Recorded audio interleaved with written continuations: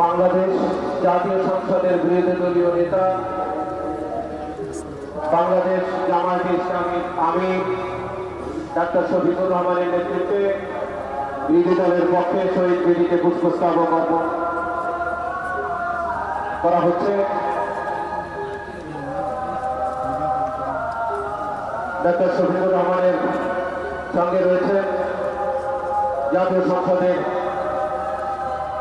বিরোধী দলীয় হুইপ জনাব নাহিদ ইসলাম, আহ্বায়ক জাতীয় নাগরিক পার্টি রয়েছেন আখতার হোসেন, সদস্য সচিব জাতীয় নাগরিক পার্টি,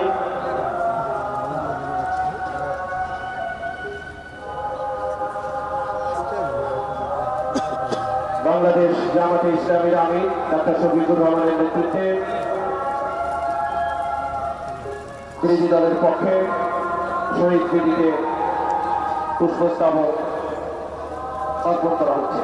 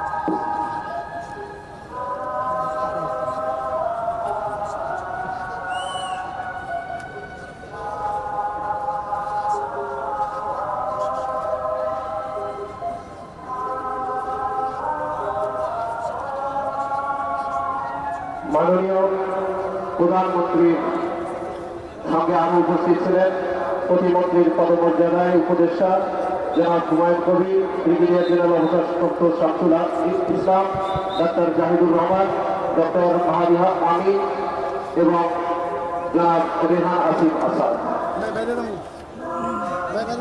এ পর্যায়ে পুষ্পস্তবক অর্পণ করবেন বাংলাদেশে নিযুক্ত বিভিন্ন দেশের মান্যবর রাষ্ট্রদূত, কূটনীতিক এবং হাই কমিশনার।